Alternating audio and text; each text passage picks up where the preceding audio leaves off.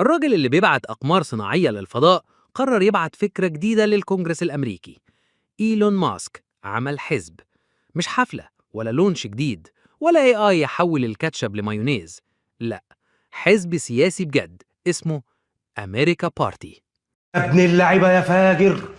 إعلان الحزب جه بعد ما دونالد ترامب وقع على قانون ضخم زود الدين الأمريكي بأكتر من 4 تريليون دولار.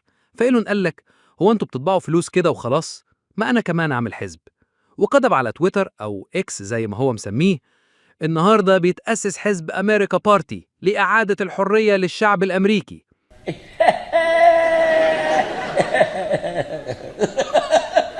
يعني الراجل عامل زي اللي قفش ولاده بيصرفوا فلوس كتير، فقال لهم: من بكرة أنا هصرف لوحدي. بس ماسك مش بيحب يقرر لوحده، عمل استفتاء على إكس، قال للناس: نأسس حزب جديد ولا لأ؟ أكتر من 1,200,000 شاركوا، 65% قالوا له: يلا يا عم إيلون حزبها. طيب، الحزب ده ناوي يعمل إيه؟ هقولك، جهز نفسك. هيقلل الديون الحكومية بكنترول زد، الله أعلم. هيخلي الحكومة أصغر زي ما صغر علامة التويتر. هيعمل جيش ذكي بالذكاء الاصطناعي بس بسولار بانلز. هيشجع على زيادة النسل لأن عدد سكان الأرض قليل، وحرية التعبير هتبقى مفتوحة للجميع.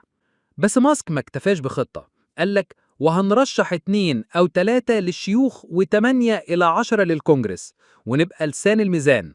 بمعنى أدق، هنقعد في نص القطر ونقول للسواق: يهدي. ترامب لما شاف ماسك طالع من الصف زعق من بعيد وقال: أنا هسحب منك عقود الحكومة. وماسك رد عليه: وأنا همول أي حد يسقطك في الانتخابات التمهيدية. يعني بقت معركة بين تسلا وماجا، صراع بين أغنى راجل في العالم وأغضب راجل في العالم. بس نرجع نهدى شوية ونبص على الواقع.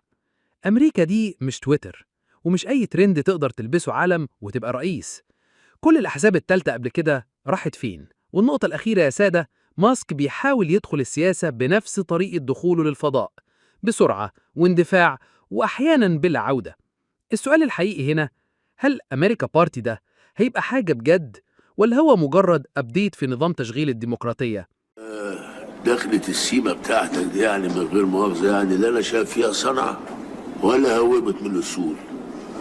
دي دخلة إنك لميت وإنهم لميتون.